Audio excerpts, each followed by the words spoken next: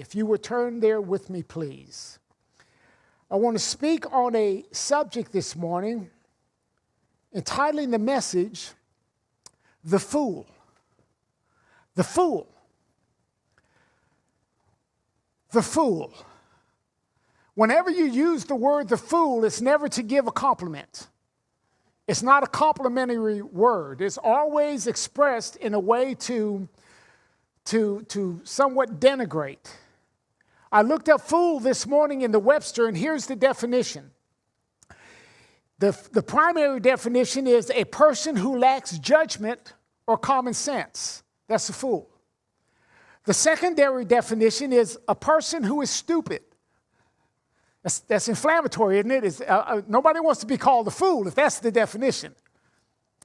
It means a person who is stupid, not a person who did a stupid thing. All of us do that. It's a person who is stupid, meaning everything they do is stupid. You're going to have to just get in with me this morning because it may be you may not like what I'm saying this morning, but hear me out. The fool. Now, we have a lot of people in the world. You would be surprised how many fools there are. It's becoming more and more obvious as our culture continues to degrade how many fools we have in society.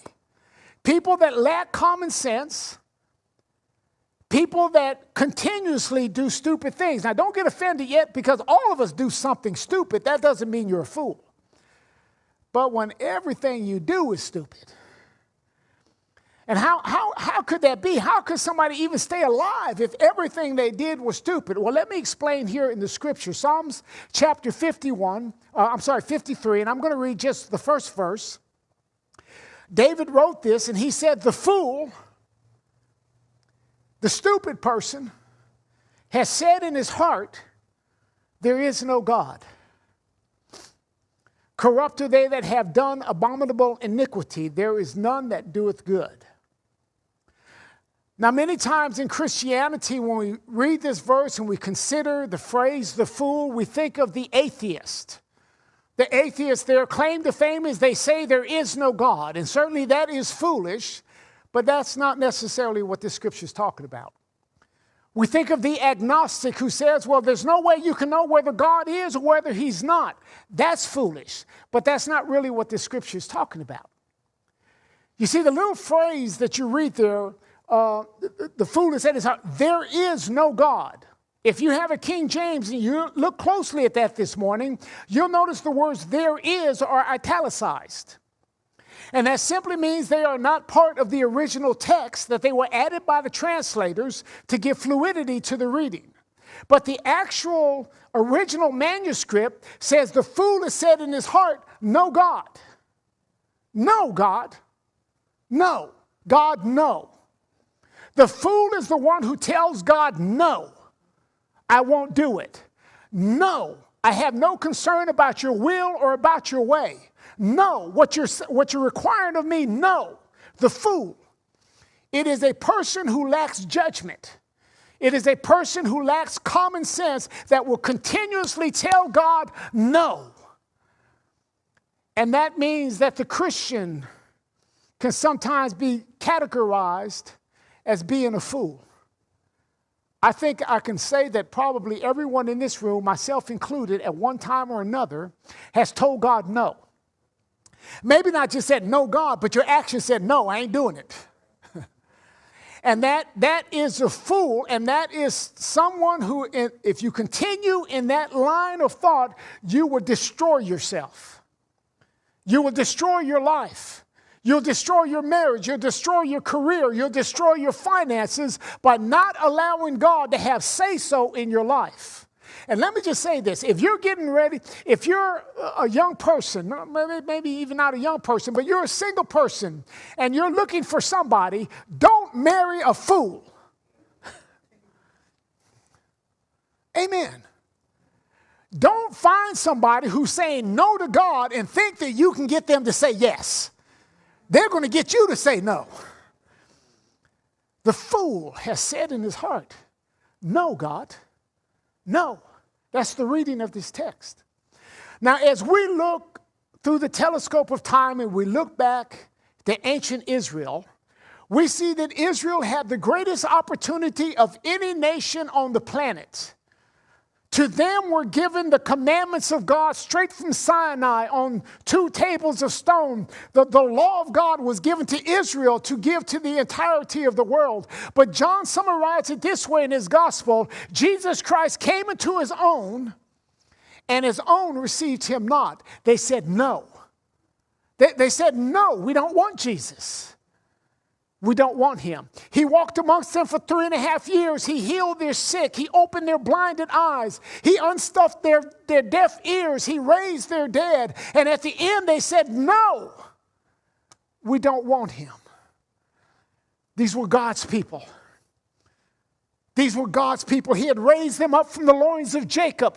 And over the centuries, he had walked through time with them, protecting them, chastising them, raising them up again and again and again. And when he sent his only begotten son, they said, no, no God. The fool has said in his heart, there is no God. It's easy to look at Israel and say, yeah, they are fools for doing that. But how about if we turn it around and look at ourselves?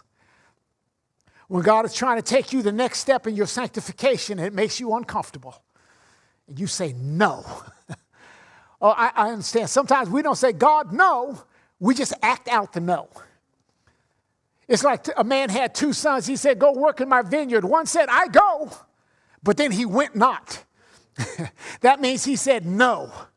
The other actually said no, but then he went. That means he said yes. Sometimes it's not the words that come out of our mouth, it's the actions of our lives that God looks at.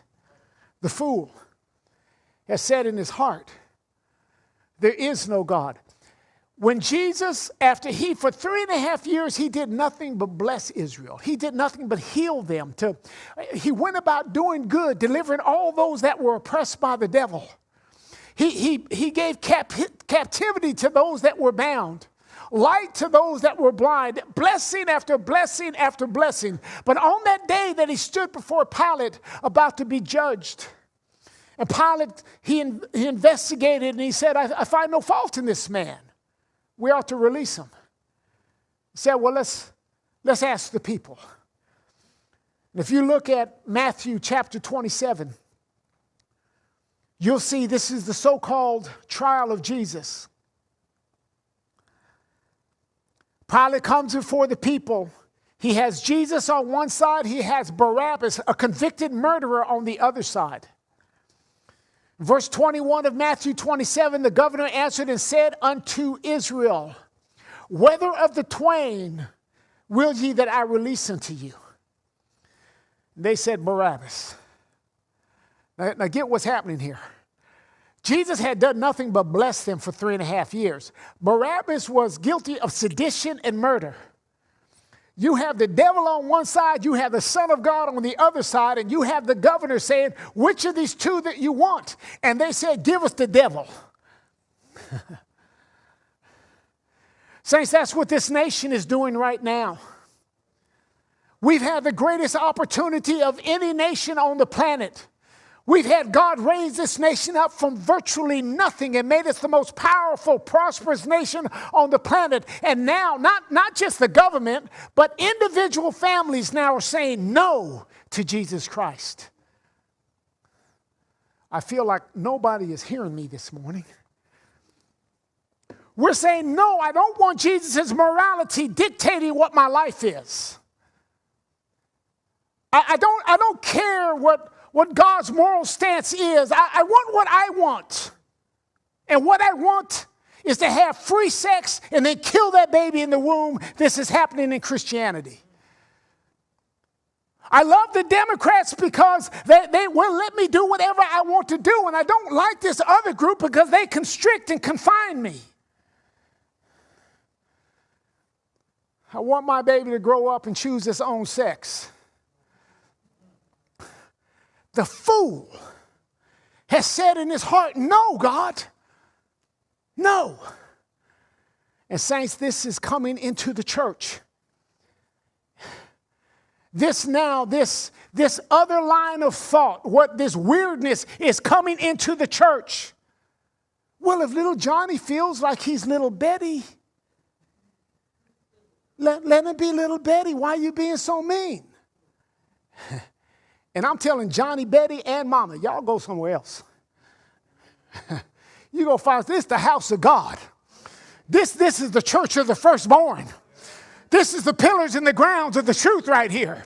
We're going to stick with the word. All of that is utter, absolute nonsense. The fool has said in his heart, no, God. And you can listen to him if you want to. You can listen to him if you want to. But you're not going to get them to say yes to God. They're going to teach you how to say no to God. It says that they had Barabbas on one side, they got Jesus on the other side, and the crowd said, give us Barabbas. The majority of the crowd voted for the murderer rather than to vote for the Prince of Life. And listen, how do I say this? I don't want to be political, and that's not my intent. When you are in agreement with the majority, wide is the gate that leads into damnation, and many there be that go thereat. But straight is the gate, narrow is the way that leads into life, and it's just a few that find it. And even this other side, this Republican side, they full of the devil. It's the Democratic side. A Christian shouldn't be neither one of them. I'm a Christian. I'm not a Democrat. I'm not a Republican. I'm not an independent. I vote Jesus. I vote Jesus every time. Someone say, how do you do that? He's not on the ballot. I vote God's morality. I vote you shouldn't legalize marijuana. Someone say, oh, but I like that. I want it to be free so I can go to the grocery store and get me some reefer. You're going to jack your life up. I vote no, there shouldn't even be alcohol stores. There shouldn't even be liquor stores. Definitely shouldn't be no babies getting killed. It shouldn't be no hormones given to children to change their sex to something else. That should be close to a death penalty. That's how you vote Jesus. But when you listen to this crowd on the left or the right, they twist everything up so you can't even, vote that. Well, what is that? You can't even know what it is because they pervert everything. You need to go in your Bible and figure out, what does God want? How does God see this? And then you need to vote Christian morality. Verse 24 says, when Pilate, and incidentally, Pilate, he condemned Jesus to the cross. And it is believed that he later in his life, he died by committing suicide. Don't think that you can say no, God, and it doesn't have an impact on you. When Pilate saw that he could prevail nothing, but rather that a tumult was made, he took water and washed his hands before the multitude, saying, I am innocent of the blood of this just person, see ye to it. Now Pilate is saying Jesus is just, but you're condemning him and you're letting Barabbas, the criminal, go. He washed his hands in front of all of them and said, I got nothing to do with this. But how many know the water don't wash away your sin? You can wash yourself all you want to. It's not going to touch sin. Only the blood takes away sin. Without the shedding of blood, there's no remission of sin. Then answered all the people and said, listen to this. Here, this is the words of Israel. His blood be on us and on our children. Think about that. The fool. It was not one generation later that General Titus came into Jerusalem and completely destroyed everything, including the temple, pulled it to the ground. History tells us that he crucified over 1 million Jews on the hills in and around Jerusalem. Over 1 million people crucified of the Jewish nation. The fool has said, no, God, no. God in his mercy sent his only begotten son. Said that all you have to do, you don't have to climb a mountain or swim in sea, you just simply believe on him. And they said, no. We will not have this man amongst us. Give us Barabbas. And Peter, when he got full of the Holy Ghost, he stood up and he gave a summation of what Israel had done. In the book of Acts chapter 3:13, Peter is talking. He says, the God of Abraham, Isaac, and of Jacob, the God of our fathers, has glorified his son Jesus, whom you delivered, and denied him in the presence of Pilate, when he was determined to let him go. Get this. But you denied, you rejected the Holy One and the just, and you desired, you begged for, you craved for a murderer to be released unto you. And saints, this is what happens in our lives, and sometimes we can't see it because of all the spiritual fog. But when you say no to Jesus Christ, you are saying yes to Satan. When you say, no, Jesus, I won't give you this part of my life, you're saying, yes, Satan, you can have this part of my life. Somebody said, well, I'm not saying that. I'm just being neutral. There is no neutral. There's only deception. Do you know why the alcoholic can't stop drinking? Because Satan has him bound. Do you not know why some of you on webcast, you can't stop looking at pornography? Because you said no to Jesus, and Satan now has you bound. He has you wrapped up. You know why you can't stop smoking weed? You know why these moral deficits show themselves in our lives? Because we said no to Jesus Christ, thinking that we had an option. Billy Preston made a song many years ago, "You're going to serve somebody." The lyrics was, it may be the devil or it may be the Lord, but you're going to serve somebody. The fool has said, no, God, I'm not going to serve you, not realizing how stupid it is because you're saying, yes, Satan, I'll serve you in this area of my life. See, we think we can operate independent, but you can't. Just look at the area you deny Jesus having lordship of that area. Look at that area of your life and see what chaos is there. No, Lord, I'm not going to let you. I was just talking in the last service how the Lord told me, when I first got saved, he said, don't marry the woman you're getting ready to marry. Go marry your ex-wife. Thank God that I didn't say no. I'd be in jail right now because she was stone cold crazy. And I would have missed the love that I have with my wife now. I would have missed everything that God has prepared for me, the fool. So we see Israel of old, and we see how they squandered the great opportunity they had to be used of God to propagate the gospel in the world. And instead of embracing Jesus Christ and embracing the things of God, they said no. And we look at them now. They are about the single most secular society on the planet today. They're absolutely carnal. There is no part of Jesus Christ anywhere in their society in terms of a nation. There are saved Jews, but in terms of national Jews. And now we look and we see the same exact thing happening in the United States. There was a time in this country that children, you can still see it on some little cartoons, children were taught by their parents how to get beside their bed at night and fold their hands and talk to God. That's no longer taught. Think about that. It used to be you go into a person's house, they might not even been saved, but you look at the coffee table, there's a Bible open on the coffee table. There was a time when a holiness woman would walk down the street, that men would take off their hat and be respectful. Now there's spit right in front of you. Because this country had the opportunity to embrace Jesus Christ, but little by little, we squandered that opportunity. Now Christian marriages are over 50%. Christians are addicted to weed, addicted to alcohol, addicted to pornography. You look at the Christian Post, you see preachers left and right getting caught in situations with some woman in their church. Rather than standing for holiness and standing for morality, we've said, no, God. We said no. We haven't embraced the things of God. Yes, we've done it to a measure. We've done it to the extent that we have social standing and we look good with our peers. We say, yes, Lord, come into my life. It's almost like when you have somebody come to your house. You let them into the living room and maybe into the guest bathroom, maybe. But no, brother, you can't go in the bedroom. No, not in the bedroom.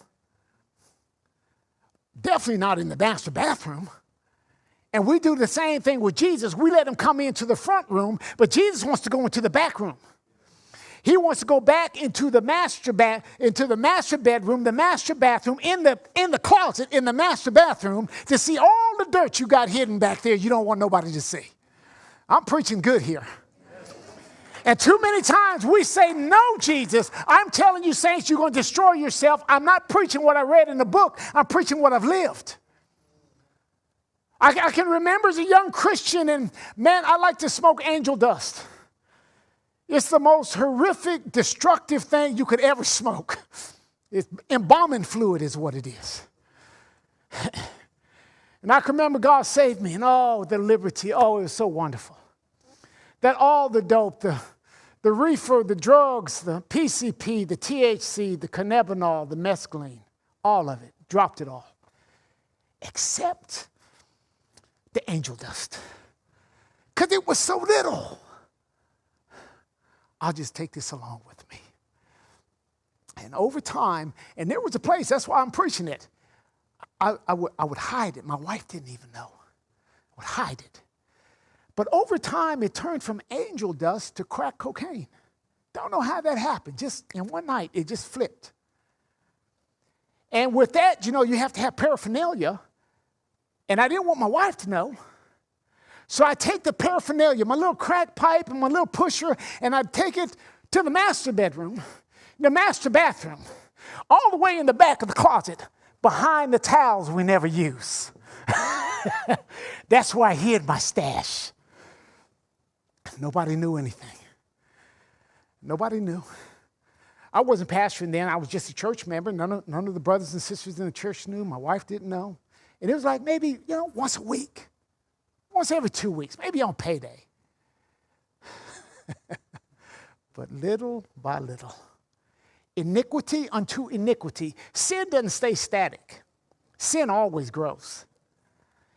And pretty soon my wife was raising an eyebrow. Something's wrong, brother. Where's the money? Where's the rent money? Where's the money to pay the bills? And then it turned even bigger.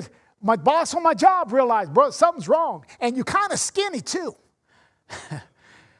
And the next thing, the thing blew up so bad, my boss told me, if you don't go check yourself into a mental hospital, you're fired. The fool has said in his heart, no, God. I should have, the first moment, I should have said, Jesus, please help me. I give you this. And I can remember going to that mental hospital. As you walk in, you think everything's cool. I got my little suitcase. I'm going to be there a week. And, no big deal, or 2 weeks, whatever it was. And I walked in, kissed my wife goodbye. I went in the door, and I heard click, click. And I turned around, and there's a camera looking right at me. And the door is locked. I said, well, that's a trip. So I went to the front desk like I'm at a hotel. I'm here to check in. They took my suitcase and flipped it open and said, well, we're going to have to take this cologne because you might drink it to get drunk. And I'm like, man, that's weird. Yeah, brother, we're also going to have to take your belt because you might hang yourself. And I realized, wow, this is weird. And I realized that I was in this place. I heard somebody howling like a dog down the hall. I could hear them howling. And I go, I'm in here with crazy folks. And I realized that I'm here because I need to be here. Because I've been acting like a fool. I've been saying no to God. And I went in the first time I was there, and I fell across that bed. And I said, God, I can't do this anymore. I can't go any further. I submit. And right there, I felt it inside of me. The addiction broke. I felt it on the inside. The point that I'm trying to make is that little area of your life that you won't let Jesus into, it will blow up on you. Now, God is merciful, and he's long-suffering, but he ain't going to put up with our mess. And the thing is that God is perfect, so he can't change. He's perfect. If he's absolutely perfect, if he changed, it would be just something other than perfect. And he's not going to be less than perfect so that you can keep your secret sin. And the problem that the sin of Israel so long ago in the rejection of Jesus Christ, that's what's brought all these problems on our nation. We can't hardly pay for gasoline. Gasoline's over $7 out in California. We can't hardly pay for it. Our food is disappearing from the shelves, and that's there and gone up quite a bit. Have you ever heard of the famine in Samaria? Because of disobedience, God allowed a famine to come upon Samaria to the extent that they were eating dove's dung and donkey heads. There was another famine that was so bad that he allowed the women to eat their own babies. Read your Bible. God's not playing with this nation. We think, we've always been so prosperous. We have all the good things in life. God will bring you right down to the pit to show you yourself. And we as a nation need to turn back to God. If my people that are called by my name would humble themselves and pray and turn from their wicked ways, then will I hear from heaven and I will restore their land. But saints, when we just go on and on and on and nothing bothers us, nothing gets through us, we just go on and on no matter how wicked and depraved our society gets, it doesn't faze us at all. You're asleep at the wheel. And it's up to God's people. We can't blame this on the world.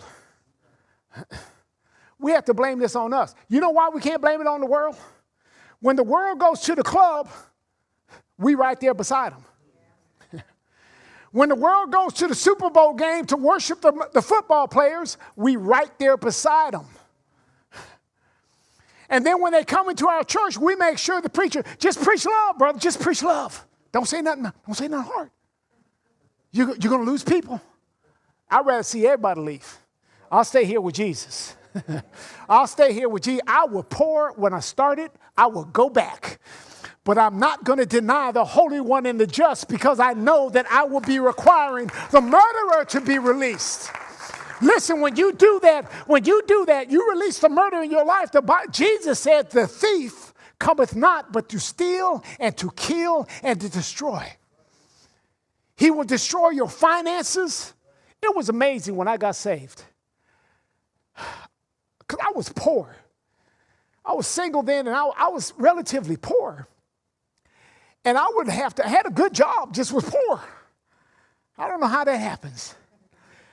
And I would actually have to write a check on like Wednesday, late, to get some gas in the car, because I got paid on Friday, and I could beat that check to the bank. Does anybody know what I'm talking about? Back then, you could scam the ATM machine. You could go get money out the ATM machine when you didn't have no money because they didn't check it right. They didn't have the same processes, and it would give you money, and now you got a negative balance on your debit card, but the next day was payday. Oh, yeah, I was poor. And then I got saved, and all of a sudden, I stopped buying a quarter pound of dope for myself. That's just my stash for every 2 weeks. That was $150 back then. I stopped buying 8 balls of cocaine. No more bottles of Cavassier in the house. And all of a sudden, I'm like, man, I got all this money. When you say no to Jesus, Satan steps in and he will steal and he will kill and he will destroy. He wouldn't be a good devil if he wasn't a good devil. If he wasn't able to bring his evil to bear, he wouldn't be a competent devil. But he is very competent, please believe me. He knows how to come into your life and destroy you and make you like it. Yeah, I'll tell you how. He brings that beautiful sister, and she's looking at you. She's absolutely beautiful. Oh, you're married, but she's beautiful. She's got a beautiful face, and she's bam, bam, bam. And you can't get your eyes off of her. And all of a sudden, you get a call, and it's her on your phone. Hey, what's up? What do you need? Oh, I got a problem over here at the house. could you come by and help me? One of my windows is broke, some other nonsense. And now you got a decision to make. Am I going to go help Bam, Bam, Bam out? Or am I going to give the phone to my wife? Bam Bam wants to talk to you.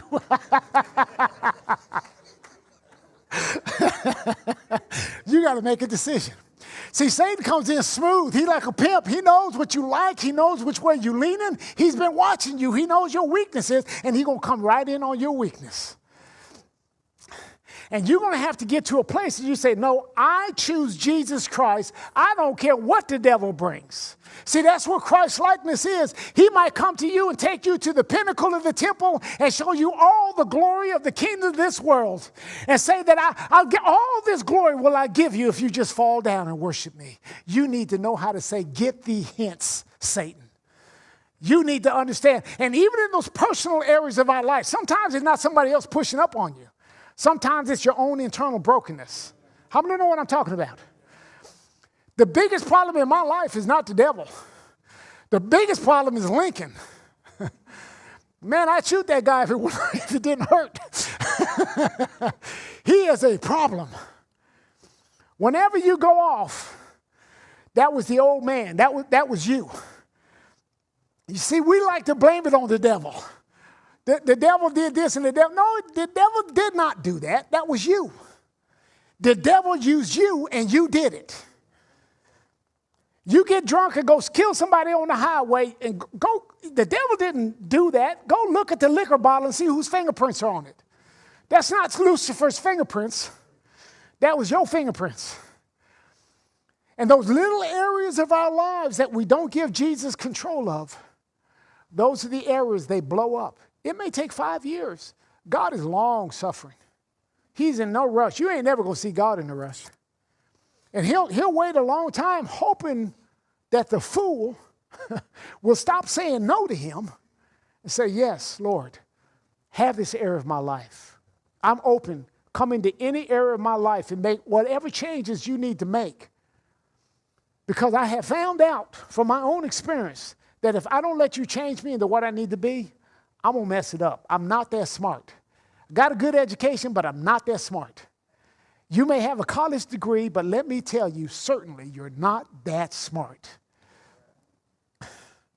But the Ancient of Days, the one who just spoke the word and it stood fast, he's willing to come into our lives in those areas that our brokenness is revealed and say, I will fix this area if you will just let me in.